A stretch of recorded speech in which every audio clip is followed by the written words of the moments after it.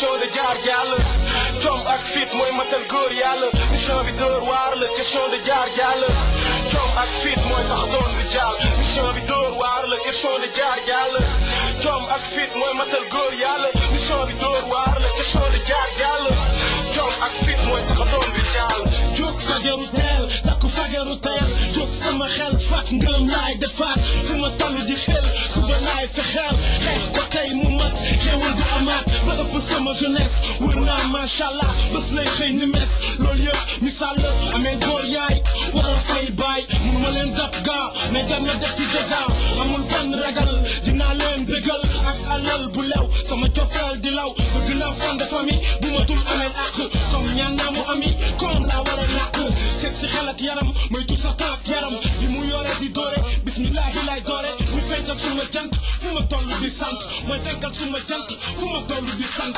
Nous avons souvent été sur Bayard, Tasset, Point K, Carmel et autres, mais aujourd'hui on est sur le projet de Keur Momar Sarr 3. Même si on n'est pas à Keur Momar Sarr, ici c'est pire. Le coordonnateur du projet vous fera un très bref résumé des différentes composantes, mais vous dire que c'est une des solutions, en tout cas, à laquelle nous avons pensé pour sécuriser l'alimentation en eau de Dakar. Toutes les autres sont des solutions alternatives. Je pense que ça a été souvent dit. Et la solution viable, c'est la troisième usine à Keur Momar Sarr qui vient doubler la capacité actuellement installée. Actuellement, les deux usines qui existent, Nit et Keur Momar Sarr, ont une capacité de 185 000 m3 par jour. Rien que cette usine, elle a une capacité de 200 000 m3. Donc elle vient pour plus que doubler la capacité actuellement installée. Les conduites que vous voyez, les tuyaux, ces tuyaux ont un diamètre de 1,5 m, enfin 1,50 m. C'est la première fois d'ailleurs que nous posons ces conduites d'une telle dimension au Sénégal et même en Afrique de l'Ouest, on peut dire, pour faire conjuguer le maximum. Ce projet Keur Momar Sarr sera couplé avec un autre projet structurant de dessalement. Nous aurons l'occasion d'ici le mois de janvier, Inch'Allah, avant la fin du premier trimestre en tout cas, de procéder à la pose de première pierre de cette usine, également sur le site de Dakar. Donc, c'est la solution pour sécuriser l'alimentation des populations de Dakar. Et en attendant que les projets à action rapide que nous déroulons, en attendant que ces projets structurants soient. Le coût est à peu près 270 milliards, entièrement financé, mobilisé, comme vous avez vu. Il y a une équipe qui gère cela, même si c'est sous ma direction. Il y a un coordonnateur, M. Niang. Vous connaissez plus les autres chefs de projet, mais ici on a un coordonnateur, M. Abdoul. Vous avez aussi une équipe qui est plus étoffée. Nous avons combien d'ingénieurs sur ce projet? 5 ingénieurs qui ne travaillent que sur ça. Eux, ils ne font pas autre chose. D'ailleurs, ils habitent ici. Chaque ingénieur habite sur un site. Et nous avons aussi d'autres compétences. Des spécialistes en sciences sociales. Parce que là, vous voyez, c'est des terrains d'autrui, des champs, des maisons ou des infrastructures communautaires. Donc il y a une personne, Mme Abigail, qui s'en occupe. Comme ingénieur, vous avez Alassane Omarsi qui s'occupe du lot 6, non, du lot 3 et 4, Babungom qui s'occupe du lot de la station, le lot 1 et 2 et de la ligne haute tension. Vous avez aussi Ousmane Diallo qui s'occupe du lot 5 et du lot de distribution, Abdou Diouf qui s'occupe du lot de 6 et 7 qui est actuellement au pèlerinage à la Mecque. Et on aura d'autres ingénieurs qui viendront également renforcer parce qu'il y aura un rôle de distribution. Peut-être que M. Nia peut nous faire une bref revue. Il y a aussi un spécialiste en suivi évaluation, Madame Ndir, qui vient de nous rejoindre. Aussi une assistance à la maîtrise d'ouvrage, M. Chou, nous assiste sur ce qu'on appelle une maîtrise d'ouvrage, sur toutes les questions transverses. Et d'autres compétences en appui en interne. Il y a l'auditeur interne, M. Ba, qui vient contrôler aussi la conformité des informations, leur véracité, leur sincérité, parce qu'on travaille avec l'argent public. Moi je signe, mais il faut que lui il vient par exemple constater certaines choses, pour s'assurer que l'argent public est quand même allé à sa bonne destination. Donc je remercie le directeur. Je profite également à sa suite de remercier les associations de consommateurs qui sont avec nous et également les journalistes. Voilà, donc nous sommes ici sur le projet KMS3. Ce projet, effectivement, pour le moment, le directeur général a mis en place une unité de gestion de projet. Cette unité de gestion de projet a essentiellement deux objectifs. Réaliser les ouvrages dans les conditions communément et également tenir compte des délais et des financements qui sont alloués à ce crédit. Voilà. Et pour cela, nous avons une équipe qui nous a présenté. Je vais tout simplement les montrer. Le lot 6, si on commence par Laval, le lot 6 et le lot 7 à plus différents. Et aujourd'hui, Alassane Marcy assure son intérim. Il est sur un autre lot, on le verra un peu plus tard. À la suite du lot 6, ça va, le lot 7 va de Sébikotane à Thiès, les réservoirs de Thiès. Et à partir du réservoir de Thiès jusqu'à Laval-Mékhé, on a le lot 6. Donc ça fait à peu près 32 km et 55 km. Ça fait 87 km. Après cela, nous avons le lot 5 qui est dans le chargé du projet Ousmane Diallo. Et ça va du PK 129 au PK 113. Ça veut dire de Laval-Mékhé à toujours en Mékhé. Et après, nous avons le lot 3 et le lot 4 qui font respectivement 38 km, 76 km au total. Et le chef de projet, c'est Alassane Oumarsi. Et nous avons par la suite le lot qui va de la station à Louga, et c'est un lot de canalisation de 38 km, plus qui est alimenté par une station, ce qu'on appelle la station de KMS3.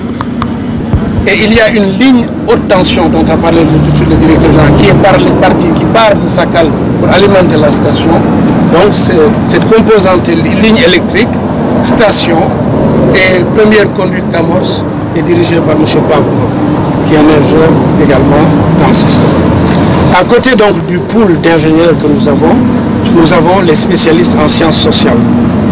Parce qu'il faut quelqu'un qui ouvre la voie pour que les ingénieurs puissent venir et poser les tuyaux. C'est notre expert, parce qu'il y a un dialogue social, il y a une ingénierie sociale à mettre en place. Et nous l'avons mis à travers deux composants. D'abord une étude d'impact environnemental et social qui a été validée, discutée, comme disait le directeur, avec des validations publiques et avec le quitus fiscal ou le quitus environnemental au bout. Voilà. Et également le plan d'action et de réinstallation qui permet un peu de déplacer les populations, de les indemniser à hauteur de leurs préjudices et également de pouvoir libérer les emprises et de pouvoir travailler pour s'occuper de ça. Dans une autre équipe également, nous avons le responsable de suivi et évaluation.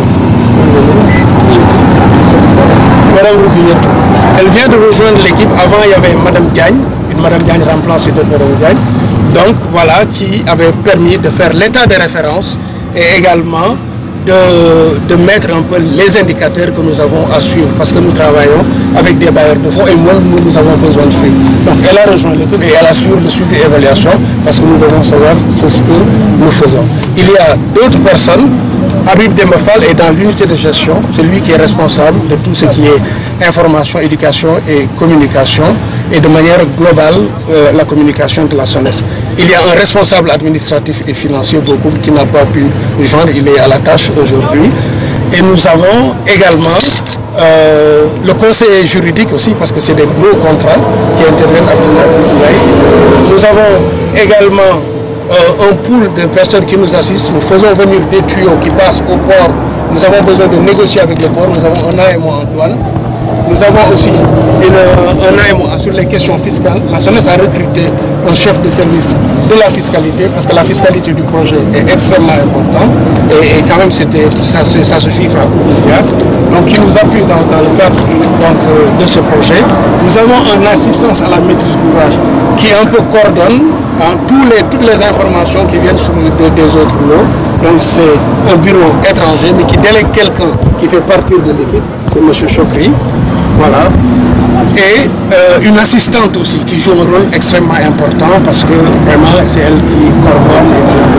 Voilà à peu près l'AMO en assurance aussi, parce que beaucoup de gens négligent cet aspect dans les gros contrats, les assurances.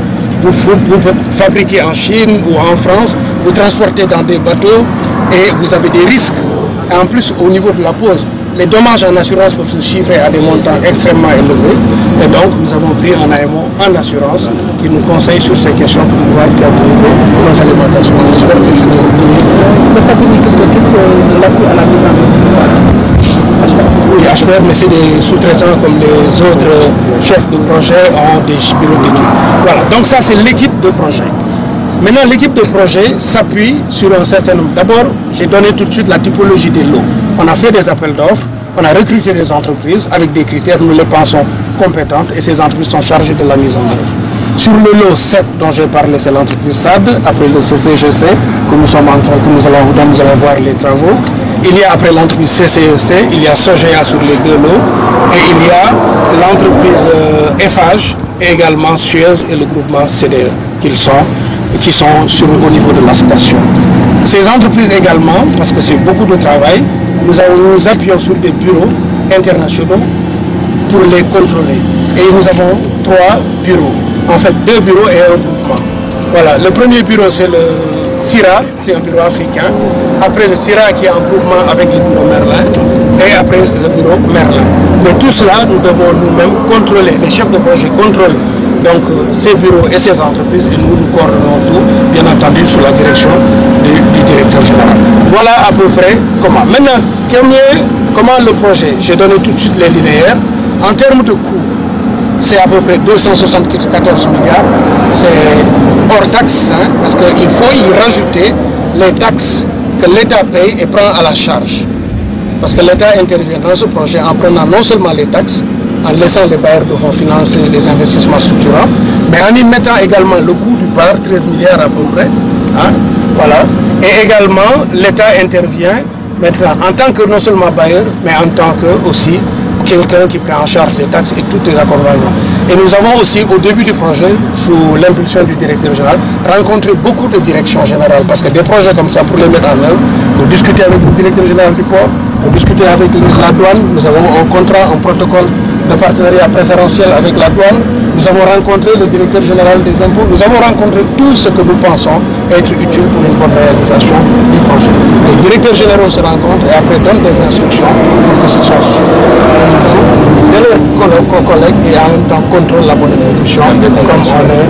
Et nous avons aussi un certain nombre de conventions. Voilà à peu près comment. Maintenant aussi, du point de vue financement, les bailleurs de fonds qui sont intervenus sur ce projet, c'est l'Agence française de développement qui est un bailleur traditionnel, hein, qui intervient à peu près pour 61 milliards, c'est cela, hein, 92 millions d'euros.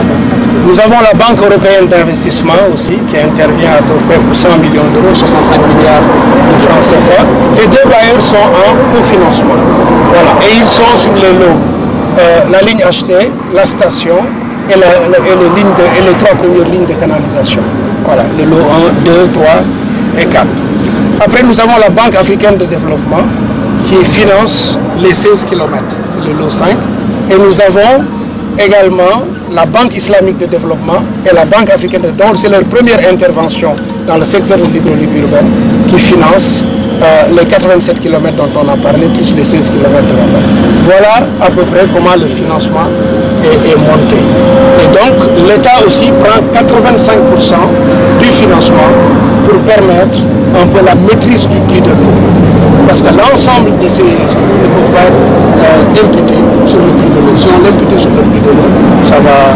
Donc il y a un effort de l'État du point de vue du financement, du point de vue de la subvention et également du point de vue de la fiscalité. Nous souhaiterons le dire pour que quand même les gens le comprennent à côté de cet accompagnement, de la réalisation technique. Voilà. Maintenant, notre visite, il va y avoir 3 points de visite. Le premier point, c'est la réalisation physique.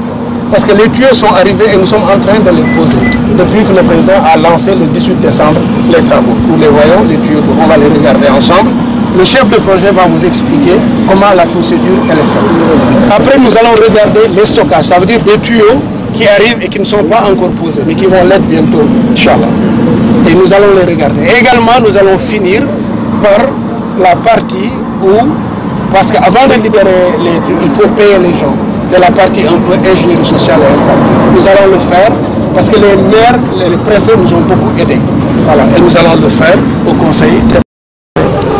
Voilà, donc tout d'abord, pour rappeler que ce projet, c'est une station de dessalement, c'est une station de traitement d'eau potable qui fait 200 000 m3 à partir de Kermont-Marsar et qui envoie sur 216 km de canalisation sur Dakar et également qui dessert la zone et également qui permet par 85 000 branchements sociaux d'atteindre les populations avec un objectif d'avoir 1 million de personnes atteintes et également 4 millions de personnes qui verront leurs services améliorés. Voilà. Maintenant, où est-ce que nous en sommes? Depuis le lancement des travaux, le 18 décembre 2017 par le président de la République, nous avons commencé d'abord à recevoir les tuyaux après inspection et audit en usine. Les tuyaux arrivent, nous en avons à peu près 87 km qui sont là sur les 216 km et les tuyaux sont en train d'être posés. Nous avons terrassé et posé essentiellement sur le lot 7 qui va de Sébikotane à Thiès, voilà, sur 32 km et également à partir de Thiès jusqu'à Mékhé qui font à peu près 55 km.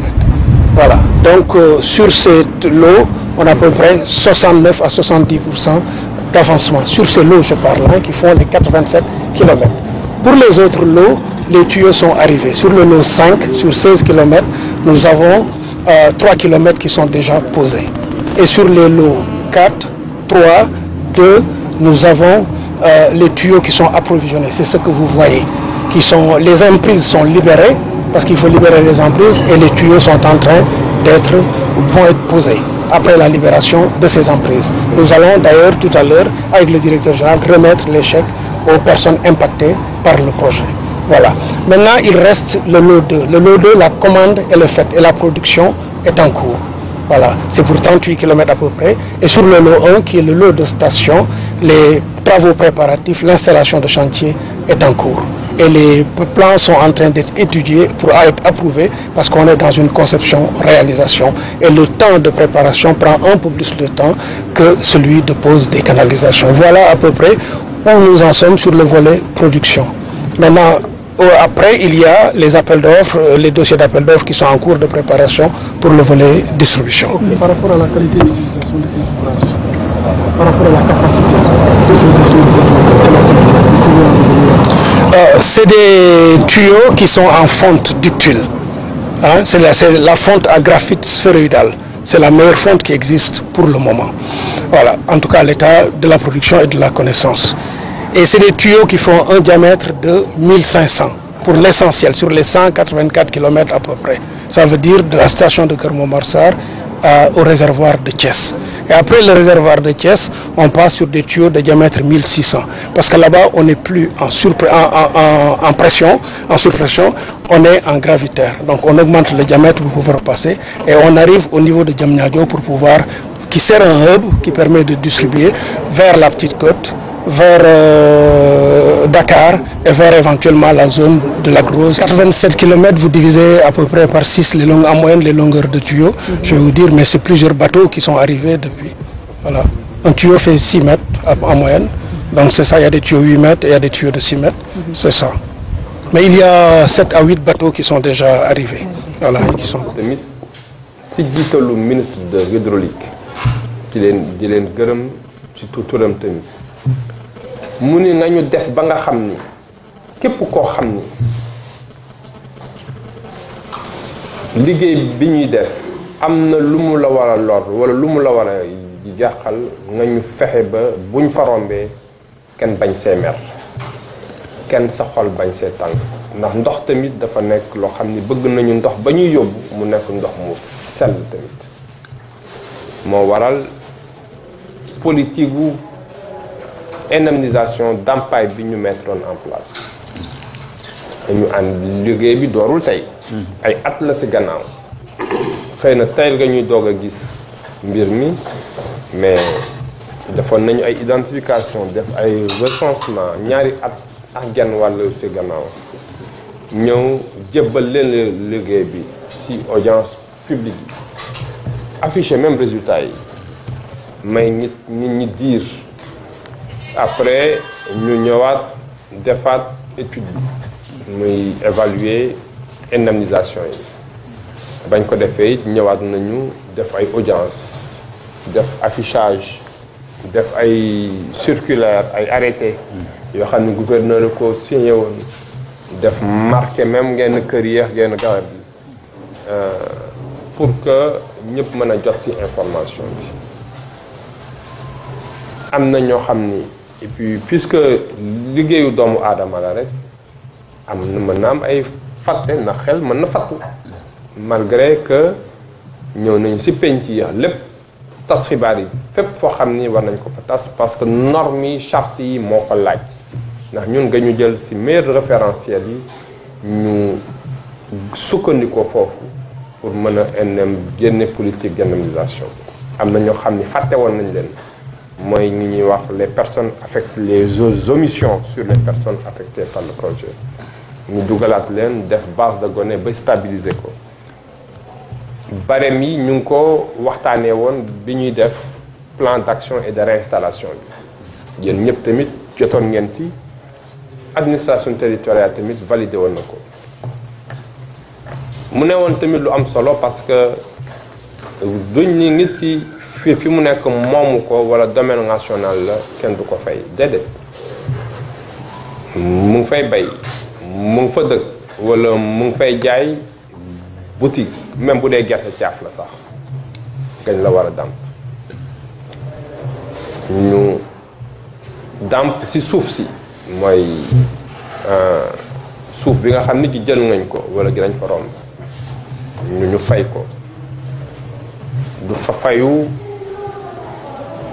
préfet Ndar la dëkk wala Gandiol il faut ma beral ko loxo déedéet ci ay charte lañ ko wékk il y a un décret le décret de 2010 daanaka mooy référentiel bi des fois sax dinañ dem au-delà wu décret bu 2010 fixé prix foncier bi commission conciliation bi def ay enquête ni même avant si plan d'action de réinstallation bi ñu ne fii kat gaan nañ fi bay ñu def enquête ku nekk ñu enquête la nag ndax am na ay fiche enquête man dugub laa fi doon bay wala xaal waa ministère agriculture la commission bi du préfet rek moo ko jiite mais am na ñu bari ñu ma ko bokkal wax na ko ñu xayma yow sa bay nangamu hectare la woon at bële ñaata nga ci amoon nga wax ñu fixé barème bi ni dugub kilo nangam la mboq kilo nangam la na côté bi dugub mboq la ak lan ak pastèque ak gerte moom laa jot a gis ci li nga xam ni moom mooy xeetu bay gi ñu fiy fay bu ne ñu wax ñaata la kilo ñu xayma ko par rapport ak ku nekk sa tool bi mën na am ay garab ay paftan mën na am ay sayaan mën na am ay clôture ñu évaluer bu dee fu ñuy jaayee la ñu ni kat yow ñaata ngay am par bis ñu xool nangamu weer yoo xam ni méngoo na ko ki sa chiffre d'affaires ñu jox la ko donc ñu def ko xayma boo xam ni pour que kenn bañ a gaañu am na sax ñoo xam ni fa ñu yenn tool gi ñu romb dafa am borom ba pare am ña koy bay borom wute na ak ña koy bay mais gañuy dàmp ñaari dàmp ka nga xam ni moo ko moom ak ka nga xam ni tamit moo koy bay bu dee kay bay méngoo wute na ak ka ko moom donc ngeen xam tamit dama koy wax rek pour que ñëpp xam ni ba ñuy pour projet bi bëgguñu kenn gaañu si bëgguñu kenn waru si dañoo bëgg ñëpp gis ci seen bopp yi ñëpp gis ci seen bopp tey nga ñuy sant yàlla bi nga xam ni borom dëkk bi représentant wu maire di tamit représentant population yi moom moo wax ci gémmiñam ni moom it mu ngi ci sant yàlla ba nga xamee ni ñëpp gis nañ seen bopp ma ni damay wax alhamdulilah monsieur le maire bi nga xamee ni liggéey ba ñu suñuy kilifa président sasuñu ko ministre bi gi ñu ko fàttali saa su ne liggéey boobu que ñu ngi ci tànk bi pour matal ko ndaxte doon na am gàcce lool ñi ma àndal yi doon nañu rus lool bu maire waxoon ni kat ah ñun de kontaanuñu ñun daal ku ñu xool tàng na donc ñu ci sant yàlla xam nañ ni mënuñu leen fay nga ñuy dàmp rek nga ñuy dàmp te dinañ ci gën a góor mission bi dóor waar la question de jaar yàlla jom ak fit mooy matal góor yàlla mission bi dóor waar la question de jaar yàlla jom ak fit mooy tax doon di jàll mission bi dóor waar la question de jaar yàlla jom ak fit mooy matal góor yàlla mission bi dóor waar la question de jaar yàlla jom ak fit mooy tax doon di jàll jóg fajaru teel takku fajaru teel jóg sama xel fat ngërëm laay defaat fu ma toll di xel suba laay fexeel xeex ko tey mu mat xewul du amaat ba ëpp sama jeunesse wër naa macha allah bés lay xëy ni mes loolu yëpp misaal la amee góor yaay war a fay baay mun ma leen dab gaa mais jar na def ci dégâts amul benn ragal dinaa leen bégal ak alal bu lew sama cofeel di law bëgg naa fond de famille bu ma tul ameel ak comme ñaan naa mu ami comme laa war a nàkk seet si xel ak yaram mooy tout sa taaf yaram bi mu yore di doore bismillahi lay doore muy fenkal suma jant fu ma toll di sant mooy fenkal suma jant fu ma toll di sant jóg dóor waar moomu waar